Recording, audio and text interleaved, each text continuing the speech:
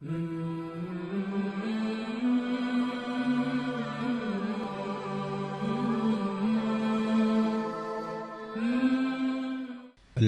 لله نحمده ونستعينه ونستغفره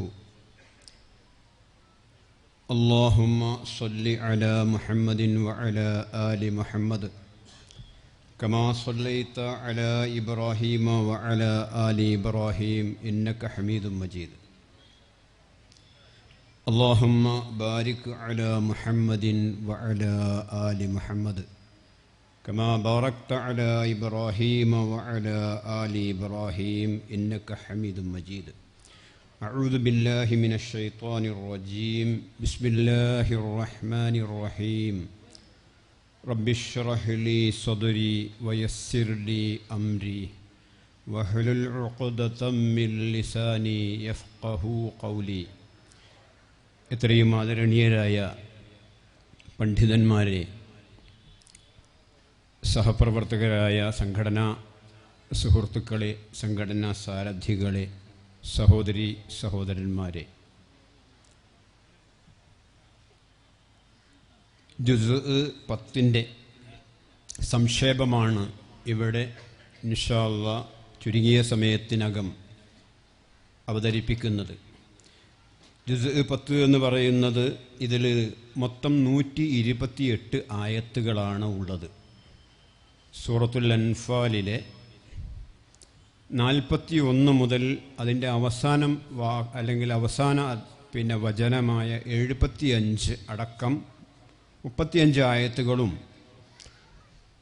സൂറത്ത് തൗബയിൽ നിന്നുള്ള 93 ആയത്തുകളുമടക്കം 128 ആയത്തുകൾ. സൂറത്ത് അൻഫാലിൻ്റെ അവതരണ കാരണവുമൊക്കെ കഴിഞ്ഞ വിഷയാവതരണത്തിൽ അല്ലെങ്കിൽ സംക്ഷേപം അവതരിപ്പിക്കുമ്പോൾ നിങ്ങൾ കേട്ട് കഴിഞ്ഞതാണ്.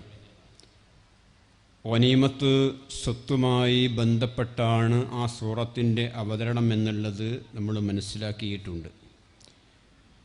ഈ ജുസയിൽ പ്രതിപാദിക്കപ്പെട്ട പ്രധാനമായ വിഷയങ്ങൾ, അതിൽ സൂറത്തുൽ അൻഫാൽ എടുത്ത് പരിശോധിച്ചാൽ അതിൻ്റെ 41-ാമത്തെ വചനത്തിലാണ് ഈ ജുസ് ആരംഭിക്കുന്നത്.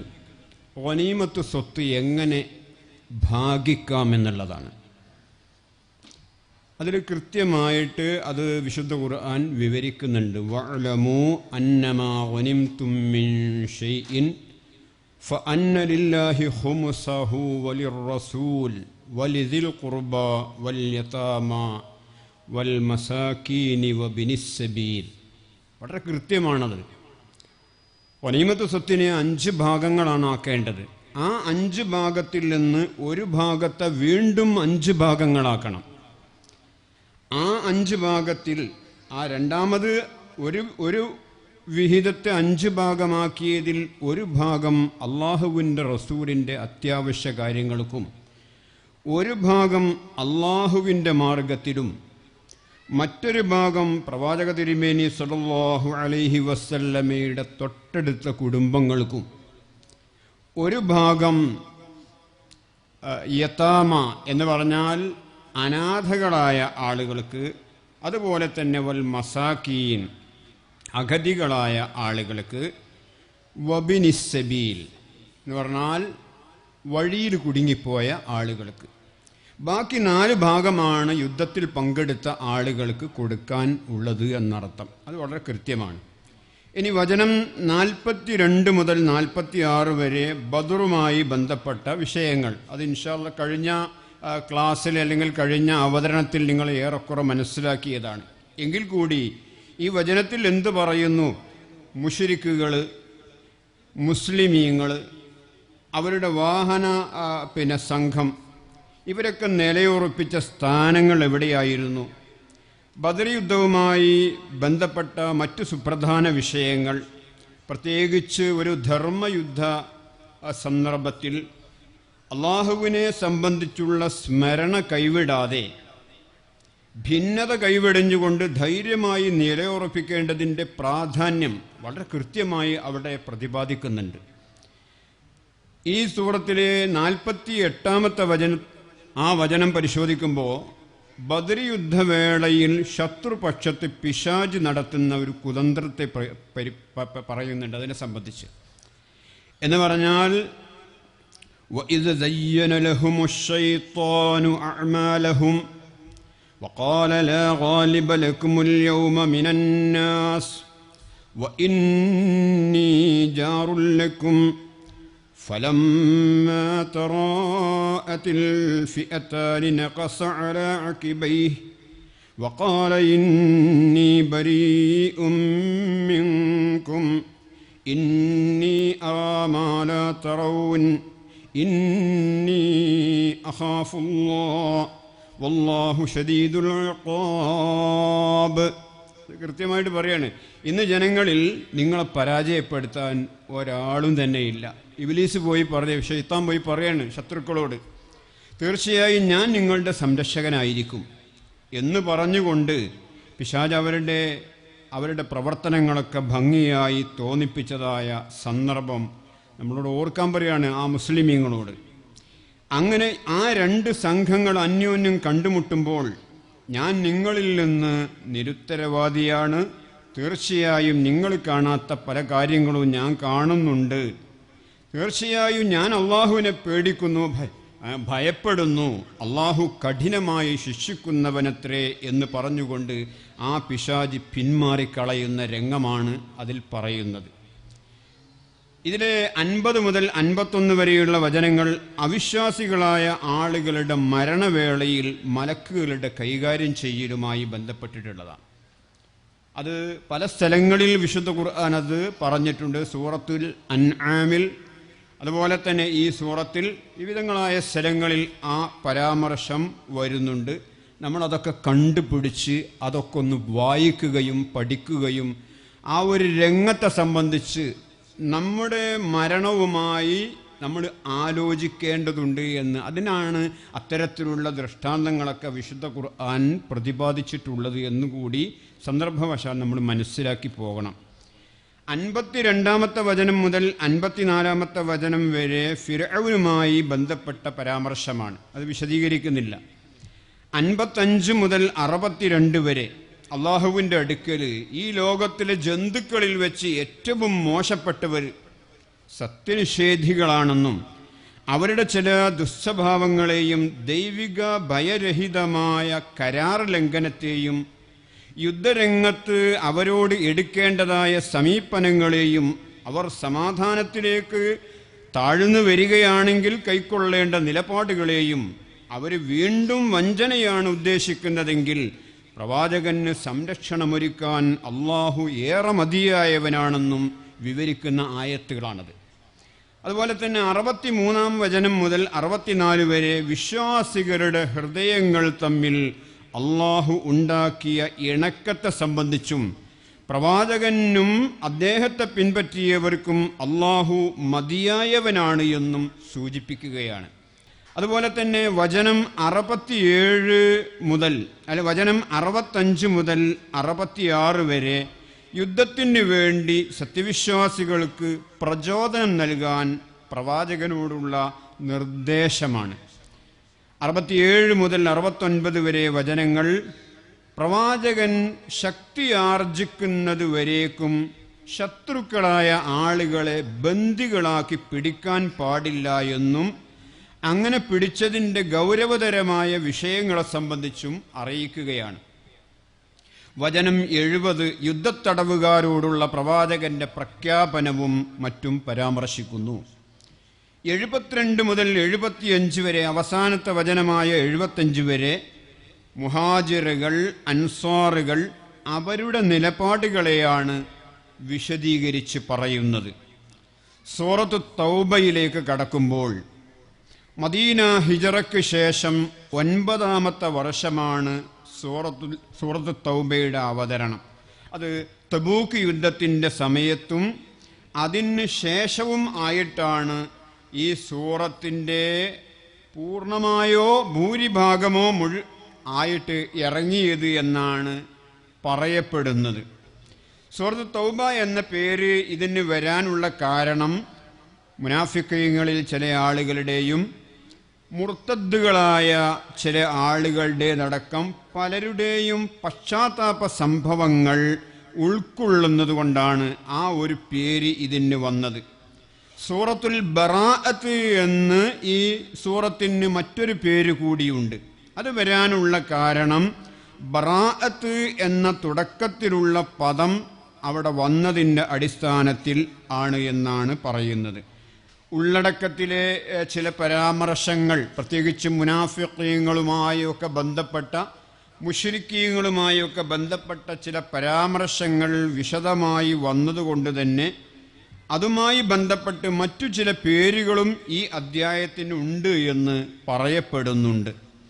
ഈ സൂറത്തിൻ്റെ ഒരു പ്രത്യേകത, ഇതിൻ്റെ തുടക്കത്തിൽ ബിസ്മില്ലാഹിർ റഹ്മാനിർ റഹീം എന്ന് പറയുന്ന വചനം ഇല്ല. അത് നമുക്ക് അറിയാവുന്ന ഒരു കാര്യമാണ്. അതിൻ്റെ പല കാരണങ്ങൾ പറയുന്നുണ്ട്. അത് വരാതിരിക്കാനുള്ള പ്രധാനമായ ഒരു കാരണം പറയപ്പെടുന്നത്, ഈ അദ്ധ്യായം അവതരിപ്പിച്ചത് തന്നെ ബിസ്മി ഇല്ലാതെയാണ് എന്നാണ്. മറ്റൊരു കാരണം പറയുന്നത്, ബിസ്മി എന്നതിൽ ബിസ്മില്ലാഹിർ റഹ്മാനിർ റഹീം എന്ന് പറയുന്ന വചനം അത് അള്ളാഹുവിൻ്റെ കരുണാ കടാക്ഷമാണല്ലോ, അതിൻ്റെ ഏറ്റവും വലിയ ഉള്ളടക്കം. എന്നാൽ ഈ സൂറത്തിൽ മുശ്രിക്കീങ്ങൾ, മുനാഫിഖുകൾ ഇവരെ സംബന്ധിച്ച അള്ളാഹുവിൻ്റെ കർശനമായ പ്രതിപാദ്യങ്ങളാണ് കൂടുതലും ഉൾക്കൊള്ളുന്നത് എന്നതുകൊണ്ടാണ് ഇതിൽ ബിസ്മി അള്ളാഹു റബ്ബുൽ ഇസ്സത്ത് ഒഴിവാക്കിയത് എന്ന് പറയുന്നുണ്ട്. ഈ സൂറത്തു തൗബയിലെ പ്രധാന വിഷയങ്ങളിലൂടെ നമ്മളൊന്ന് പോകുമ്പോൾ ഇതിലെ 1-ാം വചനം മുതൽ 5-ാം വചനം വരെ ഹിജ്റ 6-ാം വർഷം നടന്ന ഹുദൈബിയ സന്ധി ലംഘിച്ചതായ മുശ്രിക്കുകളോടുള്ള പരസ്യ വിളംബരമാണ് കുറിക്കുന്നത്. അവരത് ലംഘിച്ചതിൻ്റെ പേരിൽ 4 മാസത്തെ സമയം കൊടുത്തുകൊണ്ട് ഈ 4 മാസത്തിനകം ഖേദിച്ചു മടങ്ങണമെന്നും നിങ്ങൾ പിന്തിരിഞ്ഞു പോകുന്ന പക്ഷം നിങ്ങൾക്ക് അള്ളാഹുവിനെ പരാജയപ്പെടുത്താൻ ആവില്ലെന്ന് നിങ്ങൾ അറിയണം എന്നും പറയുന്നുണ്ട്.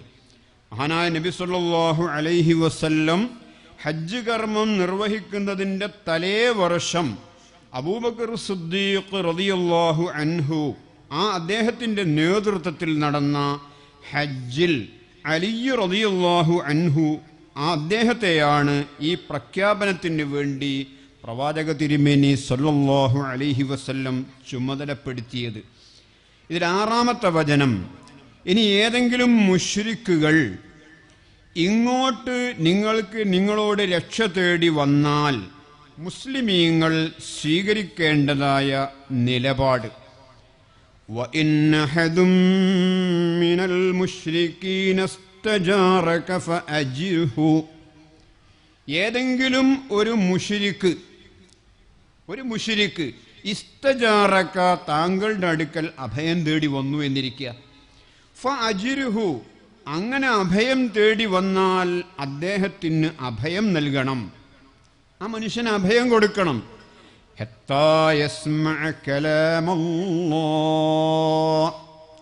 അയാൾ അഭയം കൊടുത്തിട്ട് അള്ളാഹുവിൻ്റെ കലാമിനെ അയാൾ കേൾക്കാനുള്ള സാധ്യത കൊടുക്കണം. അയാൾ കേൾക്കണം. ദീനിൻ്റെ നിയമങ്ങളും ചട്ടങ്ങളും നിയമാവലികൾ, അതിൻ്റെ നയങ്ങൾ, നിലപാടുകൾ ആ മനുഷ്യനെ കേൾപ്പിക്കണം. അങ്ങനെ അദ്ദേഹം അത് കേട്ടുകഴിഞ്ഞാൽ എന്താ പിന്നെ ചെയ്യേണ്ടത്? അങ്ങനെ കേട്ടുകഴിഞ്ഞാൽ നിങ്ങൾ സുമ്മ അബ്ലിഗ്ഹു മഅ്മനഹു, പിന്നീട് ആ മനുഷ്യനെ ഏറ്റവും സുരക്ഷിതമായ, അദ്ദേഹം സുരക്ഷിതമാണ് എന്ന് തോന്നുന്ന ആ സ്ഥലത്തേക്ക് കൊണ്ടുപോകണം, അല്ലെങ്കിൽ എത്തിക്കണം. ذَلِكَ بِأَنَّهُمْ قَوْمٌ لَا يَعْلَمُونَ. കാരണം അവർ അറിയാത്ത ഒരു വിഭാഗമാണ്, കാര്യങ്ങളെ സംബന്ധിച്ച് അവബോധമില്ലാത്ത ഒരു വിഭാഗമാണ് എന്ന് പറയുന്നുണ്ട്. എങ്ങനെയാണ് ഒരു അമുസ്ലിമായ മനുഷ്യനോട്, അയാൾ നമ്മളെ ഉപദ്രവിക്കുന്നില്ല, നമ്മളെ പുറത്താക്കുന്നില്ല, നമ്മളോട് ശത്രുത വെക്കുന്നില്ല, അങ്ങനെയുള്ള ഒരു വിഭാഗത്തോട് നാം കൈക്കൊള്ളേണ്ട നിലപാടുകളെ വളരെ കൃത്യമായി അല്ലാഹു റബ്ബുൽ ഇസ്സത്ത് പഠിപ്പിച്ചു തരികയാണ്. ഇനി 7-ാമത്തെ വചനം മുതൽ 10-ാമത്തെ വചനം വരെ മുശ്രിക്കുകൾക്ക് അവരുടെ ഉടമ്പടി നിലനിർത്താനാവാത്ത പ്രധാന കാരണങ്ങൾ പരാമർശിക്കുകയാണ്, വിശദീകരിക്കുന്നില്ല. അതുപോലെ തന്നെ 10-ാമത്തെ വചനം അവർ ഖേദിച്ചു മടങ്ങുകയും നമസ്കാരം മുറ പോലെ നിർവഹിക്കുകയും സകാത്ത് നൽകുകയും ചെയ്യുന്ന പക്ഷം അവർ മതത്തിൽ നിങ്ങളുടെ സഹോദരന്മാർ എന്ന ആശയമാണ് നൽകുന്നത്.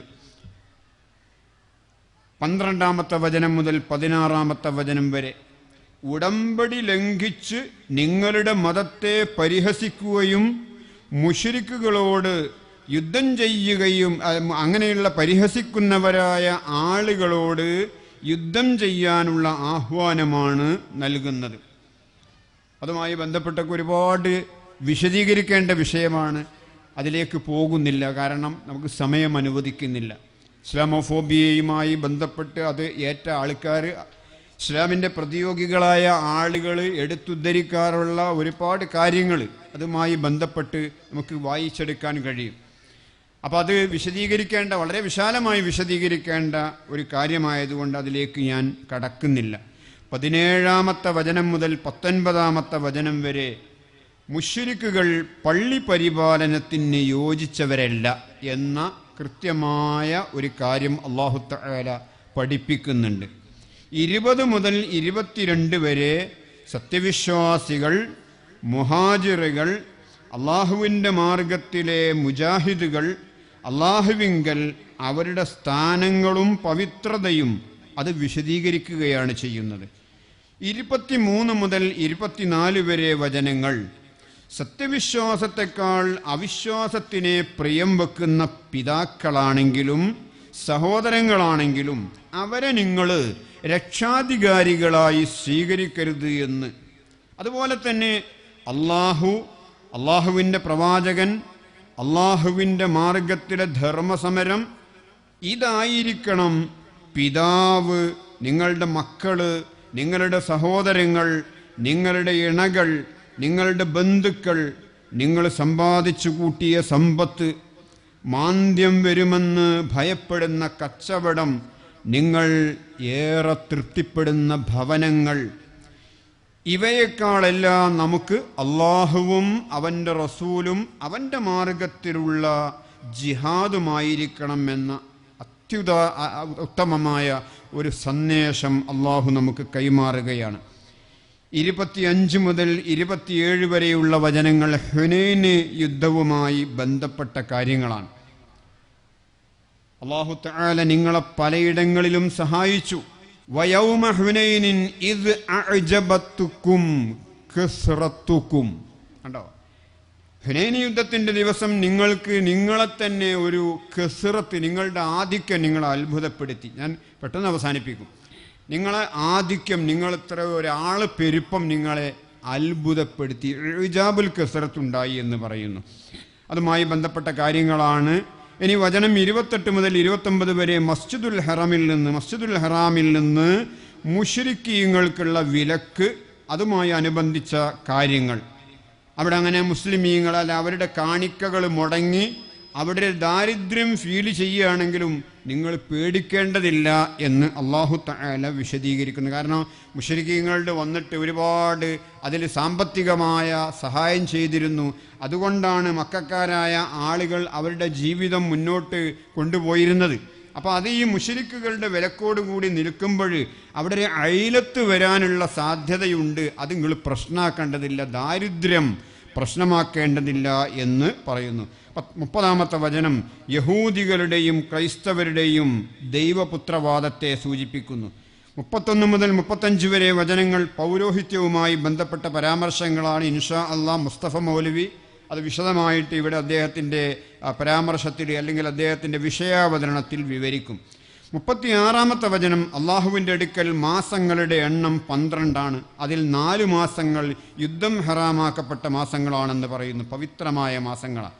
36 മുതൽ 39 വരെ നസീഇനെ സംബന്ധിച്ച പരാമർശമാണ്. പവിത്രമായ മാസങ്ങൾക്ക് പകരം സ്വന്തം താല്പര്യങ്ങൾക്ക് വേണ്ടി മറ്റു മാസങ്ങളെ പവിത്ര മാസങ്ങളാക്കി മാറ്റി പ്രഖ്യാപിക്കുന്ന ഒരു പതിവ് അന്നുണ്ടായിരുന്നു. അതിനെ എതിർത്തുകൊണ്ടാണ് ആ ആയത്തുകൾ പ്രതിപാദിക്കുന്നത്. 40-ാമത്തെ വചനത്തിൽ പ്രവാചക തിരുമേനിയുടെയും അബൂബക്കർ സിദ്ദീഖ് റളിയല്ലാഹു അൻഹുവിൻ്റെയും ഹിജ്റയുമായി ബന്ധപ്പെട്ട പരാമർശങ്ങളാണ്. 41 മുതൽ 59 വരെ മുനാഫിഖീങ്ങൾ അവരുടെ അടയാളങ്ങളിൽ ചില കാര്യങ്ങൾ, തബൂക്ക് യുദ്ധ സന്ദർഭത്തിൽ അവരെടുത്ത നിലപാട്, യുദ്ധത്തിനോടുള്ള വെറുപ്പ്, ഒഴിഞ്ഞുമാറൽ, നബി സല്ലല്ലാഹു അലൈഹി വസല്ലം അവരുടെ യഥാർത്ഥ നിലപാട് അറിയുന്നതിന് മുമ്പ് അവർക്ക് യുദ്ധത്തിൽ നിന്ന് ഒഴിഞ്ഞു നിൽക്കാൻ അനുവാദം നൽകിയതുമായി ബന്ധപ്പെട്ട പരാമർശങ്ങളും അത് മാപ്പാക്കിയിട്ടുണ്ട് എന്ന അറിയിപ്പും അങ്ങനെ തുടങ്ങി അവരുടെ നമസ്കാരത്തിൽ കാണിക്കുന്ന അലസത അടക്കമുള്ള കാര്യങ്ങളാണ് 59-ാമത്തെ വചനം വരെ വിവരിക്കുന്നത്. 60-ാമത്തെ വചനത്തിൽ സദഖയുടെ അഥവാ സക്കാത്തിൻ്റെ 8 അവകാശികളെ വിവരിക്കുന്നുണ്ട്. 61 മുതൽ 69 വരെ വീണ്ടും കപടവിശ്വാസികളുമായി ബന്ധപ്പെട്ട കാര്യങ്ങളാണ്. അവർ നബിയെ ദ്രോഹിക്കുകയാണ്. ഖുർആൻ അവതരണ സമയത്ത് അവരുടെ ഭയം, അവർ പരസ്പരം അനുയായികളും രക്ഷാധികാരികളുമാണ്, അവർക്ക് നരകമാണുള്ളത്. വചനം 71 സത്യവിശ്വാസികൾ പരസ്പരം രക്ഷാധികാരികൾ, അവരുടെ അടയാളങ്ങൾ, അവർക്ക് ലഭിക്കാനുള്ള സ്വർഗീയ നേട്ടങ്ങൾ എന്നീ കാര്യങ്ങൾ വിശദീകരിക്കുന്നു. 73 മുതൽ 87 വരെ വീണ്ടും കപടവിശ്വാസികളെ സംബന്ധിച്ച് പരാമർശിക്കുകയാണ്. പ്രവാചകരെ, അവരോട് സമരം ചെയ്യുക, നിങ്ങൾ അവരോട് സമരം ചെയ്യുക, അവരോട് പരുഷമായി ഇടപെടുക. അതിൻ്റെ കാരണങ്ങൾ അവരുടെ സമ്പത്ത് ചെലവഴിക്കുന്നതിലെ പിശുക്കത്തരം. പ്രവാചകൻ സല്ലല്ലാഹു അലൈഹി വസല്ലം അവർക്ക് വേണ്ടി 70 തവണ പാപമോചനം തേടിയാലും നിരർത്ഥകമാണത്. യുദ്ധത്തിൽ നിന്ന് മാറി നിന്നതിൽ അവർ പ്രകടിപ്പിക്കുന്ന സന്തോഷം. ഇനി അവർ യുദ്ധത്തിന് സന്നദ്ധർ അറിയിച്ചു വന്നാൽ അവരോട് ഇനി നിങ്ങൾ വരില്ല എന്നും നിങ്ങൾ ഇനി വരേണ്ടതില്ല എന്നും പറയാൻ അള്ളാഹുവിൻ്റെ കൽപ്പന. അവർക്കായി ജനാസ നിസ്കരിക്കരുത് എന്ന പരാമർശം. അവരുടെ ഈ ലോകത്തെ സൗകര്യങ്ങൾ പ്രവാചകൻ സല്ലല്ലാഹു അലൈഹി വസല്ലമയെ അത്ഭുതപ്പെടുത്തരുത് തുടങ്ങിയ വിഷയങ്ങളാണ് പ്രതിപാദിച്ചത്. വചനം 88 യുദ്ധത്തിൻ്റെ വിഷയത്തിൽ പ്രവാചകൻ സല്ലല്ലാഹു അലൈഹി വസല്ലമയുടെയും സത്യവിശ്വാസികളുടെയും നിലപാട്. 90-ാമത്തെ വചനം യുദ്ധത്തിന് വെറുപ്പ് കാണിച്ച് മാറി നിൽക്കുന്ന ഗ്രാമീണ അറബികൾ, അവർക്ക് കള്ളം പറഞ്ഞ് മാറി നിന്നതിൻ്റെ പേരിൽ കടുത്ത ശിക്ഷയുണ്ടെന്ന താക്കീത് പറയുന്നു. 91 മുതൽ 92 വരെ യുദ്ധത്തിൽ നിന്ന് ഒഴിവ് നൽകപ്പെട്ടവരുടെ പട്ടിക.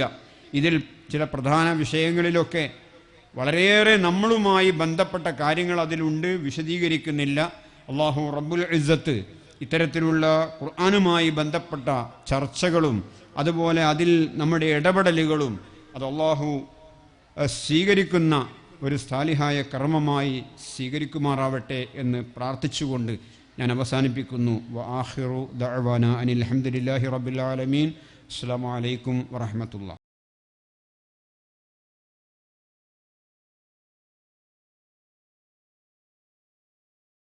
السلام عليكم ورحمة الله. إن الحمد لله حمدا كثيرا طيبا مباركا فيه والصلاة والسلام على مبعوث رحمة للعالمين وعلى آله وصحبه أجمعين وبعد. ബഹുമാന്യരായ രക്ഷിതാക്കളെ, സഹോദര സഹോദരിമാരെ, അള്ളാഹുവിനെ സൂക്ഷിക്കണേ എന്ന് ഓർമ്മപ്പെടുത്തുന്നു. പരിശുദ്ധമായ ഇസ്ലാം ദൈവിക മതമാണ്. ലോകത്ത് പല പ്രത്യയശാസ്ത്രങ്ങളും പല രൂപത്തിലുള്ള മത ആചാരങ്ങളുമുണ്ടെങ്കിലും ലോകത്ത് സൃഷ്ടിച്ചവനായ അള്ളാഹു നമുക്ക് ഇഷ്ടപ്പെട്ട് തന്ന, തൃപ്തിപ്പെട്ട് തന്ന, അവൻ്റെ അനുഗ്രഹ പൂർത്തീകരണമായി നൽകിയ ഇസ്ലാം, ആ ഇസ്ലാമിൻ്റെ ശാരിഅ് അള്ളാഹു മാത്രമാണ്. ഈ ഇസ്ലാമിൻ്റെ സന്ദേശങ്ങൾ ലോക ജനതയ്ക്ക് പഠിപ്പിക്കുന്നതിന് വേണ്ടിയാണ് കാലങ്ങളായി പ്രവാചകന്മാർ നിയോഗിച്ചത്. 1,00,000-ൽ പരം പ്രവാചകന്മാർ നിയോഗിതരായപ്പോൾ ആ പ്രവാചകന്മാരുടെ കാലശേഷം ആ പ്രവാചകന്മാരുടെ മതത്തിൽ പൗരോഹിത്യം കടത്തിക്കൂട്ടുകയും വേദഗ്രന്ഥത്തിലും ഇസ്ലാമിക സന്ദേശത്തിലും മായം കലർത്തുകയും ചെയ്തു. അങ്ങനെ മായം കലർത്തിയപ്പോൾ അതിൻ്റെ യഥാർത്ഥമായ മതത്തെ ലോകത്തിൻ്റെ മുമ്പിൽ പഠിപ്പിക്കുന്നതിന് വേണ്ടി നിരന്തരമായി പ്രവാചകന്മാരെ അള്ളാഹു നിയോഗിച്ചു. എന്നാൽ അന്ത്യപ്രവാചകനായ മുഹമ്മദ് നബി സല്ലല്ലാഹു അലൈഹി വസല്ലമയിലൂടെ പരിശുദ്ധമായ ഇസ്ലാമിൻ്റെ പൂർത്തീകരണം അള്ളാഹു പൂർത്തീകരിച്ചു തന്നു. ആ മതത്തിൽ ഇനി ആർക്കെങ്കിലും, ഖുർആനിൽ ഇനി ആർക്കെങ്കിലും കൈകടത്താൻ സാധ്യമല്ല എന്ന് ഖുർആൻ പ്രഖ്യാപിച്ചു. ഈ വിശുദ്ധ ഖുർആനിനെ നാമാണ് അവതരിപ്പിച്ചത്, നാം തന്നെ അതിനെ സംരക്ഷിക്കുകയും ചെയ്യുമെന്ന് അള്ളാഹു ഏറ്റെടുത്തു. അങ്ങനെ ആ ഖുർആനിൽ ഒരു മാറ്റവും വരുത്താൻ ഒരാൾക്കും അധികാരമില്ല.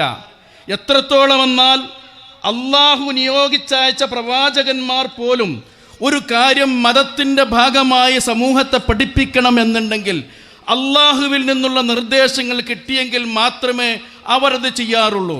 അതാണ് വിശുദ്ധ ഖുർആൻ സൂറ അൽ അംബിയായിൽ പറയുന്നത്, വജഅൽനാഹും അഇമ്മതൻ യഹ്ദൂന ബിഅംരിനാ വഔഹൈനാ ഇലൈഹിം ഫിഅലൽ ഖൈറാത്ത് وإقام الصلاة وإيتاء الزكاة وكانوا لنا عابدين وجعلنا أمة പല പ്രവാചകന്മാരുടെയും പേര് പറഞ്ഞുകൊണ്ട് ഖുർആൻ പറഞ്ഞു, നാം അവരെ നേതാക്കന്മാരാക്കി, ഇമാമുകളാക്കി. യഹ്ദൂന ബി അംരിനാ, നമ്മുടെ കൽപ്പന പ്രകാരം മാർഗദർശനം പഠിപ്പിക്കാൻ, മാർഗദർശനം നൽകാൻ. പ്രവാചകന്മാർ തോന്നിയതുപോലെ പ്രവർത്തിക്കാനല്ല, ബി അംരിന, നമ്മുടെ കൽപ്പന പ്രകാരം. വഔഹൈനാ ഇലൈഹിം ഫിഅലൽ ഖൈറാത്ത്, അവർക്ക് നാം ഫിഅലുൽ ഖൈറാത്തുകളെ, സൽപ്രവർത്തനങ്ങൾ ഏതൊക്കെയാണെന്ന് നാം അവർക്ക് വഹ്യ് നൽകുകയും ചെയ്തു. വഇഖാമസ് സ്വലാത്ത്, അവർ നമസ്കാരം നിലനിർത്തുന്നവരായിരുന്നു. വഈതാഅസ് സകാത്ത്, അവർ സകാത്ത് നൽകുന്നവരും. വകാനൂ ലനാ ആബിദീൻ, അവർ നമുക്ക് ഇബാദത്ത് ചെയ്യുന്നവരും ആയിരുന്നു. അപ്പോൾ ഒരു പ്രവാചകന് പോലും സ്വന്തം ഇഷ്ടപ്രകാരം മതത്തിൽ എന്തെങ്കിലും ഒരു മതം ദീന് പഠിപ്പിക്കാൻ പാടില്ല. അള്ളാഹുവിൻ്റെ റസൂലിനെ പറ്റി അവിടുത്തെ ജനത പ്രവാചകൻ കെട്ടിച്ചമച്ചുണ്ടാക്കിയതാണെന്ന് പറഞ്ഞപ്പോൾ വലൗ തഖവ്വല അലൈനാ ബഅ്ലൽ ലഖാബീൽ ലഅഖദ്നാ മിൻഹു ബിൽ യമീൻ ثم لقطعناه منه الوتين فما منكم من أحد عنه حاجزين. നാം പറയാത്ത വല്ല കാര്യവും നമ്മുടെ മേൽ അദ്ദേഹം കെട്ടിച്ചമച്ചിരുന്നുവെങ്കിൽ ലഅഖദ്നാ മിൻഹു ബിൽ യമീൻ, നമ്മുടെ വലത് കൈകൊണ്ട് നാം അദ്ദേഹത്തെ പിടിക്കുക തന്നെ ചെയ്യും.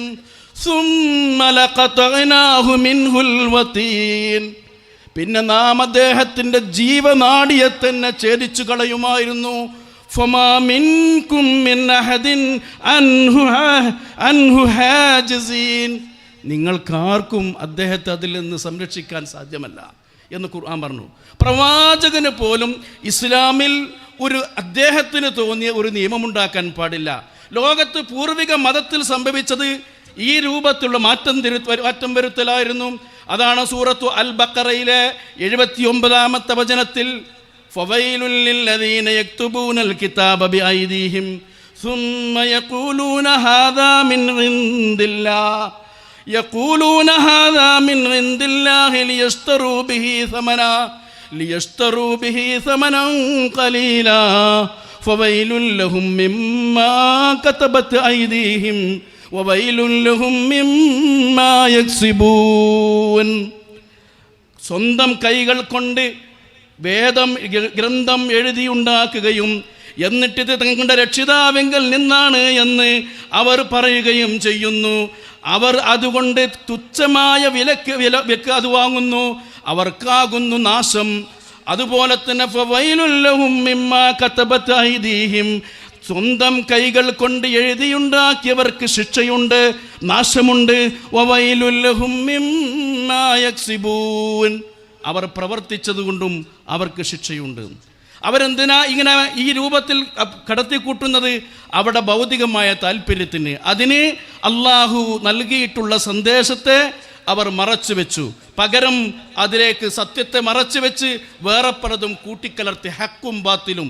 ഖുർആൻ അതാണ് പറഞ്ഞത്, യാ അഹ്ലൽ കിതാബ് ലിമ തൽബിസൂനൽ ഹഖ്ഖ ബിൽ ബാത്തിലി വതക്തുമൂനൽ ഹഖ്ഖ വഅൻതും തഅലമൂൻ. ഹേ വേദക്കാരെ, നിങ്ങളെന്തിനാണ് ബാത്തിലുമായി ഹക്കിനെ കൂട്ടിക്കലർത്തുന്നത്, സത്യത്തെ മറച്ചു വെക്കുകയും ചെയ്യുന്നതെന്താ നിങ്ങൾ അറിഞ്ഞുകൊണ്ട് എന്ന് ഖുർആനിൻ്റെ ചോദ്യം ഒരു സുപ്രധാനമായ ഒരു ഭാഗം നമ്മെ പഠിപ്പിക്കുകയാണ്. ഏത് ആളുകളും ഭൗതികമായ താല്പര്യത്തിന് വേണ്ടി പുറപ്പെടുമ്പോൾ ഇത്തരത്തിലുള്ള പല കാര്യങ്ങളും അവർ ചെയ്യും. അവർ അതിനു വേണ്ടിയിട്ട് പൗരോഹിത്യം ഉണ്ടാക്കി. പൗരോഹിത്യം എന്നത് ഇസ്ലാം പഠിപ്പിച്ചതല്ല.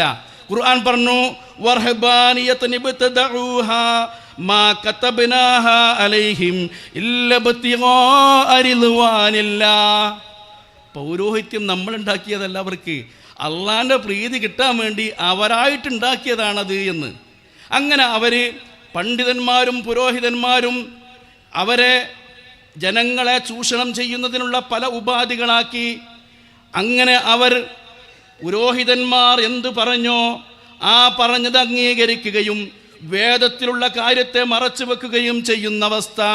വിശുദ്ധ ഖുർആനിലെ സൂറ അത്തൗബയിൽ 31-ാമത്തെ വചനം ഖുർആൻ പറയുന്നു, ഇത്തഖദൂ അഹ്ബാറഹും വറുഹ്ബാനഹും അർബാബം മിൻ ദൂനില്ലാഹി വൽമസീഹ ഇബ്ന മറിയം വമാ ഉമിറൂ ഇല്ലാ ലിയഅ്ബുദൂ ഇലാഹൻ വാഹിദാ ലാ ഇലാഹ ഇല്ലാ സുബ്ഹാനഹു അമ്മാ യുശ്രികൂൻ. ഇത്തഖദൂ അഹ്ബാറഹും വറുഹ്ബാനഹും, അവരിലുള്ള പണ്ഡിതന്മാരെയും പുരോഹിതന്മാരെയും അവർ സ്വീകരിച്ചു. അർബാബൻ, തങ്ങളുടെ റബ്ബുകളായി, തങ്ങളുടെ രക്ഷാധികാരികളായി സ്വീകരിച്ചു. മിൻ ദൂനില്ലാഹി, അല്ലാഹുക്ക് പുറമെ, വൽ മസീഹ ഇബ്ന മറിയം, ഈ മറിയമിൻ്റെ പുത്രനായ ഈസാ നബിയെയും അള്ളാഹുവിന് പുറമെ ഉള്ള റബ്ബായി അവർ സ്വീകരിച്ചു. വമാ ഉമിറൂ ഇല്ലാ ലിയഅ്ബുദൂ ഇലാഹൻ വാഹിദാ, ഏകനായ ഇലാഹിനെ ആരാധിക്കുവാനല്ലാതെ അവർ കൽപ്പിക്കപ്പെട്ടിട്ടില്ല. ലാ ഇലാഹ ഇല്ലാ ഹുവ സുബ്ഹാനഹു അമ്മാ യുശ്രികൂൻ. അവനല്ലാതെ ഒരു ആരാധ്യനുമില്ല. അവർ ശിർക്ക് ചെയ്യുന്നതിൽ നിന്ന്, പങ്കു ചേർക്കുന്നതിൽ നിന്ന് അവൻ മഹാപരിശുദ്ധനാണ്. ഈ ആയത്തുമായി ബന്ധപ്പെട്ട് പല മുഫസ്സിറുകളും പല മുഹദ്ദിസീങ്ങളും ഉദ്ധരിച്ചിട്ടുള്ള ഒരു സംഭവമുണ്ട്. അഥവാ കുടുംബത്തിലെ ഹാത്തിം എന്നത് ഷാമിലെ അറിയപ്പെടുന്ന ഒരു സമ്പന്നനും ധർമ്മിഷ്ഠനുമായിരുന്നു. അദ്ദേഹത്തിൻ്റെ മകൾ സിഫാന എന്ന് പറയുന്ന പെണ്ണിനെ യുദ്ധത്തിൽ മുസ്ലിമീങ്ങൾ ബന്ദിയാക്കി. ആ ബന്ദികളോടുള്ള മുസ്ലിങ്ങളുടെ ഗുണകാംക്ഷാപരമായ പെരുമാറ്റം കണ്ട് അവരുടെ മനസ്സിൽ ചെറിയ മാറ്റം വരികയും അങ്ങനെ മോചിപ്പിക്കപ്പെട്ട അവർ തൻ്റെ നാട്ടിൽ പോയി തൻ്റെ സഹോദരനായ അദിയിനോട് താങ്കൾ മദീനയിൽ പോവണം, എന്നിട്ട് ആ പ്രവാചകൻ പറയുന്ന സന്ദേശങ്ങളെക്കുറിച്ച് താങ്കൾ മനസ്സിലാക്കണം. അങ്ങനെ ക്രിസ്ത്യാനിയായ അദി ഇബ്നു ഹാത്തിം റളിയല്ലാഹു അൻഹു അള്ളാഹുവിൻ്റെ റസൂലിൻ്റെ അടുക്കലേക്ക് വന്നു. വരുമ്പോൾ അദ്ദേഹത്തിൻ്റെ കഴുത്തിൽ കുരിശുകൊണ്ടുള്ളൊരു മാലയുണ്ട്. അദ്ദേഹം തന്നെ വിവരം പറയുന്നു, അതൈതു റസൂലല്ലാഹി സ്വല്ലല്ലാഹു അലൈഹി വസല്ലം വഫീ ഉനുഖി സ്വലീബും മിൻ ദഹബിൻ, എൻ്റെ കഴുത്തിൽ സ്വർണം കൊണ്ടുള്ള ഒരു കുരിശുണ്ട്. അതുമായി ഞാൻ അള്ളാഹുവിൻ്റെ റസൂലിൻ്റെ അടുക്കലേക്ക് ചെന്നു. ഫഖാലലി, അപ്പോൾ അള്ളാഹുവിൻ്റെ റസൂൽ എന്നോട് പറഞ്ഞു, യാ ഉദയ്യുത് അത്റഹ് ഇത്റഹ്, അതിയെ നീ അതൊന്ന് അഴിച്ചു മാറ്റൂ. ഹാദൽ വസനൻ, ഈ വിഗ്രഹത്തെ, ഈ ബിംബത്തെ നീ മാറ്റുക. മിനൂനുഖിക്കാനിൻ്റെ കഴുത്തിൽ നിന്ന് നീ അഴിച്ചു മാറ്റുക. ഫതഹത്തു, അദ്ദേഹം അത് അഴിച്ചു മാറ്റി. അങ്ങനെ അദ്ദേഹം റസൂലുള്ളാഹിയുടെ അടുക്കലേക്ക് ചെല്ലുമ്പോൾ അദ്ദേഹം ഖുർആൻ പാരായണം ചെയ്യുകയാണ് ഈ ആയത്ത്. ഇത്തഖദൂ അഹ്ബാറഹും വറുഹ്ബാനഹും അർബാബം മിൻ ദൂനില്ലാഹ് എന്ന് തുടങ്ങുന്ന വചനം അദ്ദേഹം ഓതുകയാണ്. അപ്പോൾ മഹാനായ അദി റളിയല്ലാഹു അൻഹു അദ്ദേഹം അല്ലാഹുവിൻ്റെ റസൂലിനോട് ചോദിച്ചു, യാ ഇന്നാ ലസ്നാ നഅ്ബുദുഹും, നബിയേ ഞങ്ങളൊരിക്കലും അവരെ ആരാധിക്കാറില്ലല്ലോ. എന്തുകൊണ്ടാണ് പണ്ഡിതന്മാരെയും പുരോഹിതന്മാരെയും റബ്ബുകളാക്കി എന്ന് പറയുന്നത്? ഞങ്ങളൊരിക്കലും അവരെ റബ്ബുകളാക്കിയിട്ടില്ല. അപ്പോൾ നബി തിരുമേനി അവരോട് ചോദിച്ചു, അലൈസ യുഹർരിമൂന മാ അഹല്ലല്ലാഹ് ഫതുഹർരിമൂനഹു, അല്ലാഹു ഹലാലാക്കിയതിനെ അവർ ഹറാമാക്കിയാൽ അത് ഹറാമായി നിങ്ങൾ പരിഗണിക്കുകയില്ലേ? വയഹില്ലൂന മാ ഹറമല്ലാഹു ഫതസ്തഹില്ലൂനഹു, അങ്ങനെ അള്ളാഹു ഹറാമാക്കിയതിനെ അവർ ഹലാലാക്കിയാൽ അതിനെ നിങ്ങളും ഹലാലായി കാണുകയില്ലയോ? ഫഖുൽതു, അപ്പോൾ അദീ റളിയല്ലാഹു അൻഹു അദ്ദേഹം പറഞ്ഞു, ബല, അതേ റസൂലേ. നബി തിരുമേനി പറഞ്ഞു, ഫതിൽക ഇബാദത്തുഹും, അതാകുന്നു അവർക്കുള്ള ആരാധന എന്ന് മഹാനായ റസൂലുള്ളാഹി സ്വല്ലല്ലാഹു അലൈഹി വസല്ലം പറയാണ്. അവരൊരിക്കലും, ക്രിസ്ത്യാനികൾ ഒരിക്കലും പുരോഹിതൻ ഇലാഹാണ് എന്ന് വിശ്വസിച്ചുകൊണ്ടല്ല. മഹാനായ തഫ്സീറുൽ ഇമാം റാസി അദ്ദേഹത്തിൻ്റെ തഫ്സീറിൽ പറയുന്നു, ലൈസൽ മുറാദു മിനൽ അർബാബി, ഈ ആയത്തിൻ്റെ ശർഹിൽ അദ്ദേഹം പറയുകയാണ്, അർബാബ് എന്നതുകൊണ്ടുള്ള ഉദ്ദേശ്യമല്ല അന്നഹും യഅ്തഖദു ഫീഹിം അന്നഹും ആലിഹത്തുൽ ആലം, ഈ ലോകത്തിൻ്റെ ഇലാഹാണ്, ആരാധ്യനാണ് എന്ന് അവർ വിശ്വസിച്ചു എന്നല്ല ഈ ആയത്തിൻ്റെ അർത്ഥം. അഥവാ ഇലാഹാണെന്നുള്ള വിശ്വാസം അവർക്കില്ല. ബലിൽ മുറാദു, എന്നാൽ അതുകൊണ്ട് ഉദ്ദേശിക്കുന്നത് അന്നഹും അത്വാഉഹും ഫീ അവാമിരിഹിം വനവാഹീഹിം, അവർ കൽപ്പിക്കുന്നതും അവർ വിരോധിക്കുന്നതും അവർ അനുസരിക്കുന്നു എന്നതാണ്. അങ്ങനെ പുരോഹിതന്മാർ പറയുന്നത്. പുരോഹിതന്മാർ എന്നാൽ ക്രൈസ്തവരിൽ മാത്രമല്ല, മതവേഷമണിഞ്ഞ ഇസ്ലാമിൻ്റെ പേരിലാണെങ്കിലും സംഘടനയുടെ പേരിലാണെങ്കിലും ഇസത്തിൻ്റെ പേരിലാണെങ്കിലും തെളിവില്ലാതെ ഇസ്ലാമിനെ അംഗീകരിച്ചാൽ, ഇസ്ലാമിൻ്റെ നിലപാടിനെ സ്വീകരിച്ചാൽ അത് അവരെ റബ്ബുകളാക്കുന്നതിന് തുല്യമാണ്. അവർ ഇലാഹാണെന്ന് വിശ്വസിച്ചിട്ടില്ലെങ്കിലും അതവർക്ക് അവരെ ഇബാദത്ത് ചെയ്യുന്നതിന് തുല്യമാണ് എന്ന് മഹാനായ റാസി റഹ്മത്തുള്ളാഹി അലൈഹി ഈ ആയത്തിൻ്റെ ശർഹിൽ പറയുന്നു.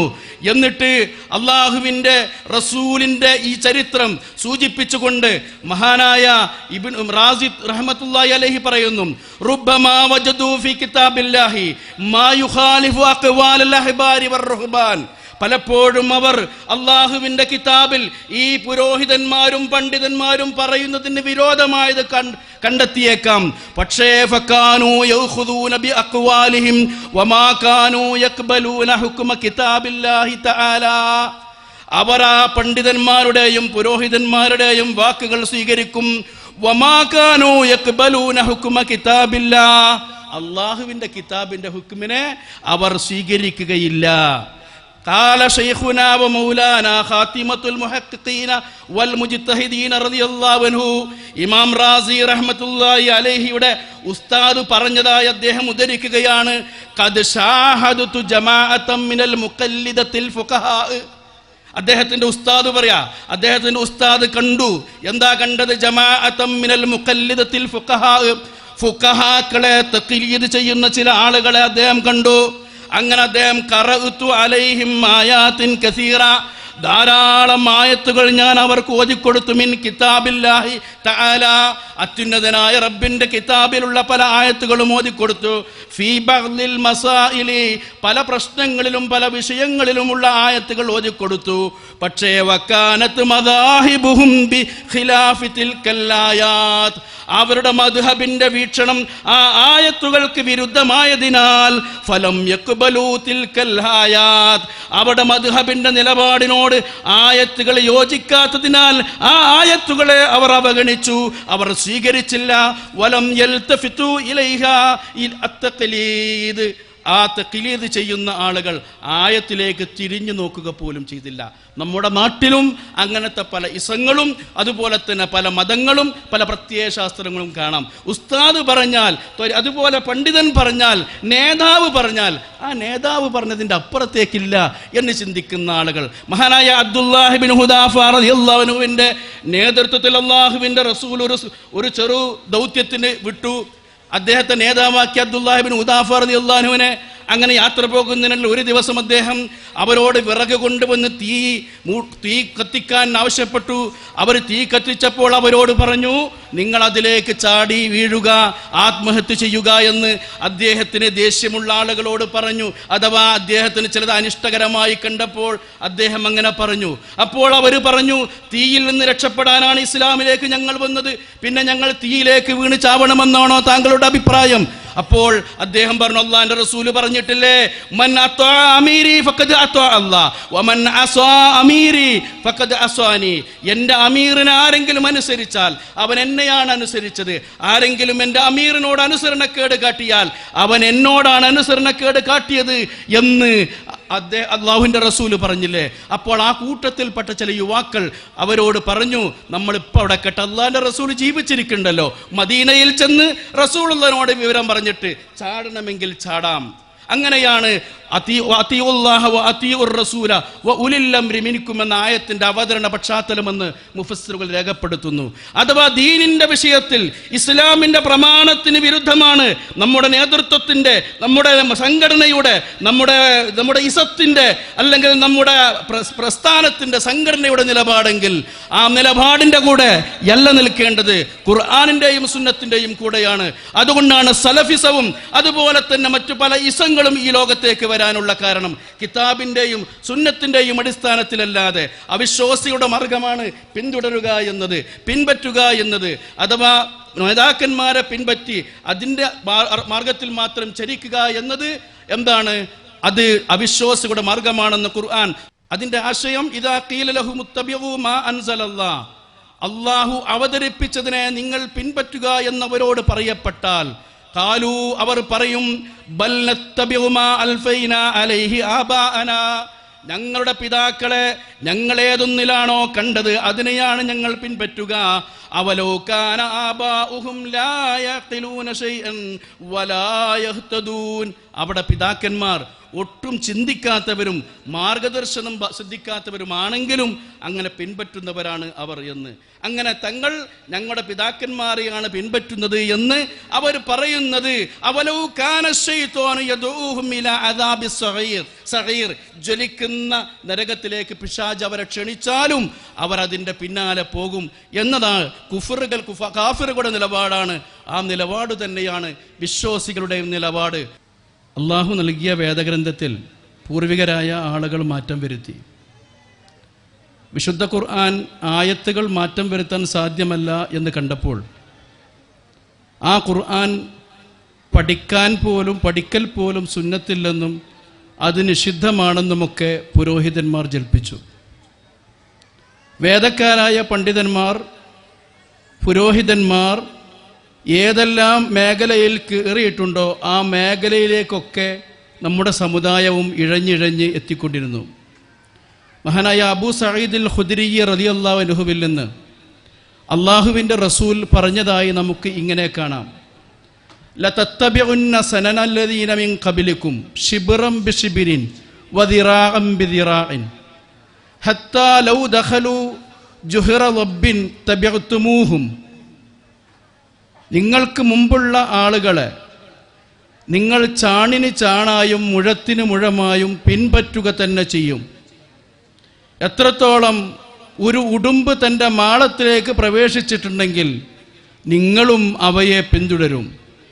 അപ്പോൾ സ്വഹാബിമാർ അബൂ സഈദുൽ ഖുദ്രി റളിയല്ലാഹു അൻഹു പറയാ, ഞങ്ങൾ ചോദിച്ചു, യാ റസൂലല്ലാഹ് അൽ യഹൂദു വൻ നസ്വാറ, ജൂത ക്രിസ്ത്യാനികളെ സംബന്ധിച്ചാണോ അങ്ങിത് പറഞ്ഞത്? നബി പറഞ്ഞു, കാല ഫമൻ, പിന്നെ വേറെ ആരാണ്? അഥവാ ജൂതരും ക്രിസ്ത്യാനികളും എന്തെല്ലാം രൂപത്തിൽ മതത്തെ വികൃതമാക്കിയോ ആ രൂപത്തിലേക്ക് ഈ ഉമ്മത്തിലും ചില പണ്ഡിതന്മാരും പുരോഹിതന്മാരും ഉണ്ടാകുമെന്ന് അള്ളാഹുവിൻ്റെ റസൂൽ നമ്മെ മുന്നറിയിപ്പ് നൽകുകയാണ്. അള്ളാഹുവിൻ്റെ കിതാബ്, ആ കിതാബ് അള്ളാഹു തന്നെയാണ് അള്ളാഹുവിൻ്റെ റസൂലിന് വിശദീകരിച്ചു കൊടുത്തത്. തന്നെ പറയുന്നുണ്ടല്ലോ, സുമ്മ ഇന്ന അലൈന ബയാന, അതനുസരിച്ച് പ്രവാചകൻ നമുക്ക് വ്യക്തമാക്കി തന്നു. അത് വിശദീകരിച്ച തരലാണ് പ്രവാചകന്റെ ഡ്യൂട്ടി. അതാണ് സൂറത്തു അൻ-നഹ്ലിലെ 44-ാമത്തെ വചനം. വഅൻസൽനാ ഇലൈക الذിക്റ ലിതുബയ്യിന ലിന്നാസി മാ നുസ്സില ഇലൈഹിം വലഅല്ലഹും യതഫക്കറൂൻ.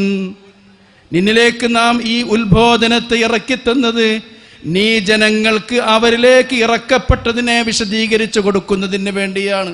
വലഅല്ലഹും യതഫക്കറൂൻ, അവർ ചിന്തിക്കുന്നവരായേക്കാം. അപ്പോൾ നാം ചിന്തിക്കാൻ അള്ളാഹുവിൻ്റെ റസൂല് ഖുർആനിനെ വിശദീകരിച്ചു. ഖുർആനിൻ്റെ വിശദീകരണം ഖുർആൻ തന്നെയാണ്.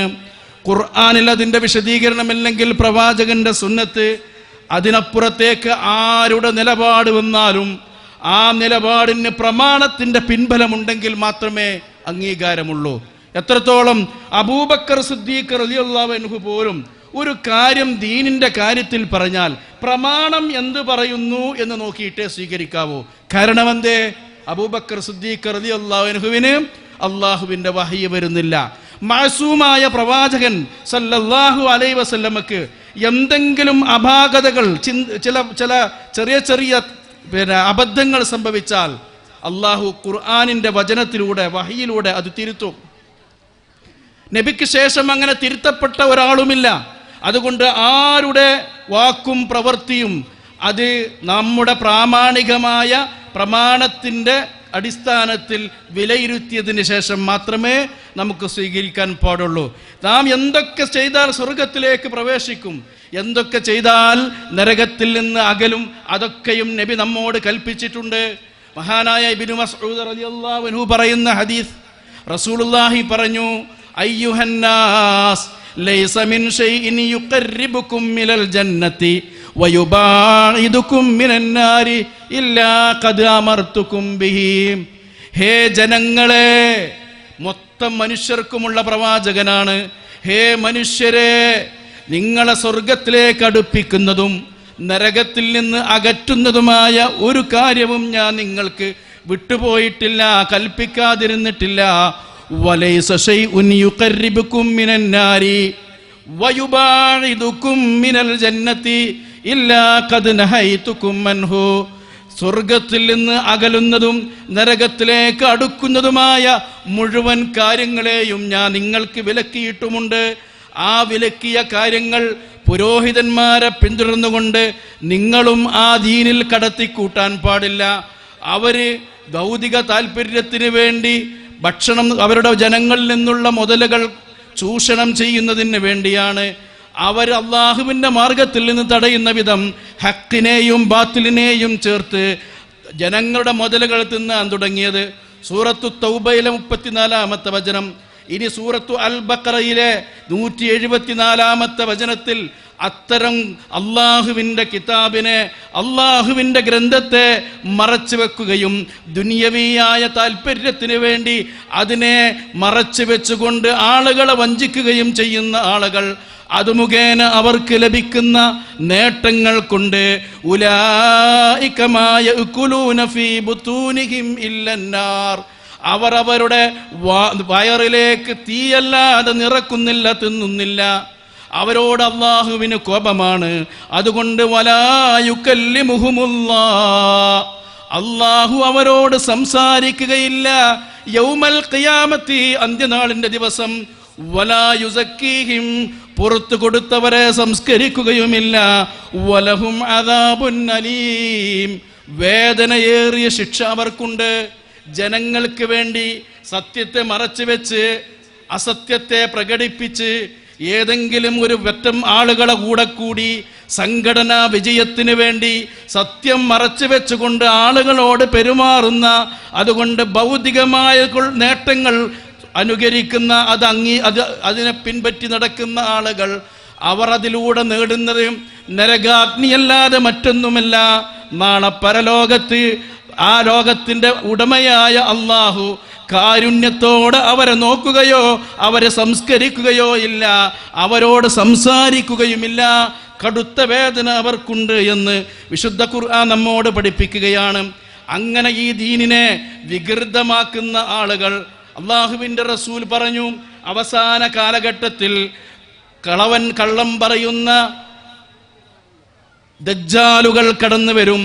യകൂനു ഫീ ആഖിരിസ് സമാനി ദജ്ജാലൂന കദ്ദാബൂൻ, കള്ളന്മാരായിട്ടുള്ള വ്യാജമാരോപിക്കുന്ന വ്യാജാരോപകർ വേണ്ടുവായി വരും. യഅ്തൂനകും മിനൽ ഹദീസി ബിമാ ലം തസ്മഉ അൻതും വലാ ആബാഉകും, നിങ്ങളോ നിങ്ങളുടെ പിതാക്കളോ കേൾക്കാത്ത വാർത്തയുമായിട്ടായിരിക്കും അവർ വരിക. അഥവാ അള്ളാഹുവിൻ്റെ റസൂൽ സ്വഹാബിമാരോടാണ് ഇത് സംസാരിക്കുന്നത്.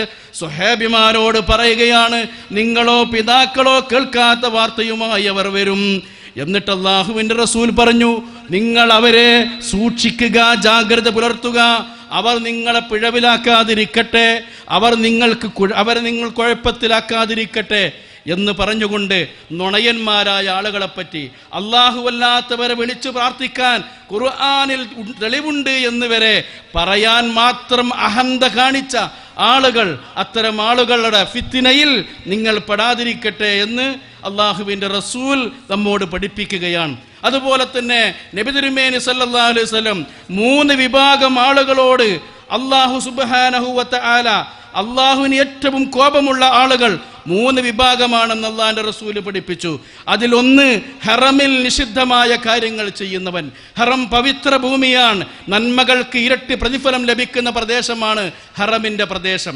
അവിടെ വെച്ച് തിന്മ ചെയ്യുന്നതിനും ഗുരുതരമായ കുറ്റമാണുള്ളത്. അങ്ങനെ ഹറമിൻ്റെ പ്രദേശത്ത് വെച്ച്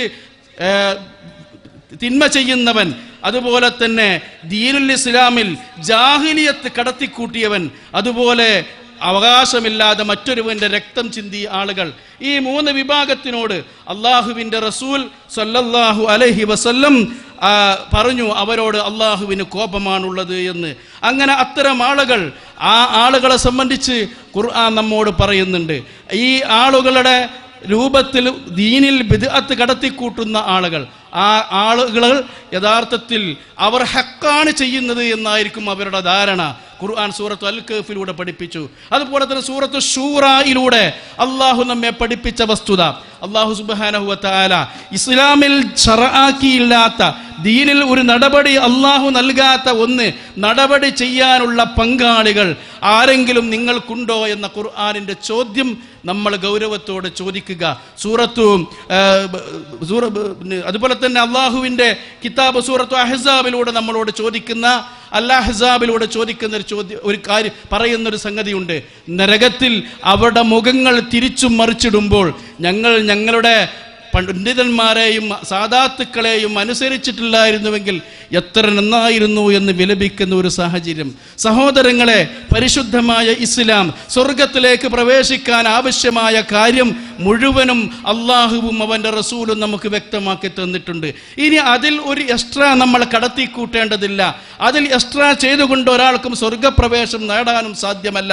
നാം മിക്കവാറും വെള്ളിയാഴ്ചകൾ കേൾക്കാറുള്ള ഹൽ അതാക ഹദീസുൽ ഗാശിയ വുജൂഹു യൗമഇദിൻ ഖാശിഅ ആമിലത്തുൻ നാസിബ, ക്ഷീണിച്ച് കുഴങ്ങിയ ആളുകളാണ്, പക്ഷേ അവർ ജ്വലിക്കുന്ന നരകത്തിൽ പ്രവേശിക്കും, അവരുടെ തല താഴ്ന്നിരിക്കുമെന്നൊക്കെ പറഞ്ഞത് അമല് ചെയ്യാത്തത് കൊണ്ടല്ല, നല്ലതാണെന്ന് കരുതി ദീനിൽ പ്രവർത്തിച്ച, ബിദ്അത്തുകൾ പ്രവർത്തിച്ച ആളുകളാണ്. അതുകൊണ്ട് സഹോദരങ്ങളെ, ഈ ദീനിൻ്റെ കാര്യത്തിൽ, ദീനിൻ്റെ വിഷയത്തിൽ ഏതെങ്കിലും ഒരു ഇസം പറയുന്നതല്ല നമ്മൾ നോക്കേണ്ടത്, ഏതെങ്കിലും ഒരു പണ്ഡിതൻ പറയുന്നതല്ല നമ്മൾ നോക്കേണ്ടത്.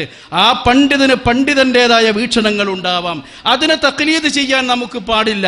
അങ്ങനെ തഖ്ലീദ് ചെയ്യുന്നവൻ, നേരത്തെ നമ്മൾ പറഞ്ഞല്ലോ, ആ തഖ്ലീദ് ചെയ്യുന്ന ആളുകൾ അവരെ റബ്ബുകളാക്കുകയാണ് ചെയ്തത് എന്ന ഖുർആനിൻ്റെ ആ കൽപ്പന, ആ ശാസന, ആ ഗൗരവമായ ഉണർത്തൽ നാം ഉൾക്കൊള്ളുക. തെളിവുണ്ടോ? ദീനിൽ ഒരു കാര്യം ചെയ്യാൻ തെളിവുണ്ടാവണം. ദുനിയാവിൽ ഇസ്ലാമികമായ തത്വത്തിന് വിരുദ്ധമാകാഞ്ഞിരുന്നാൽ മതി.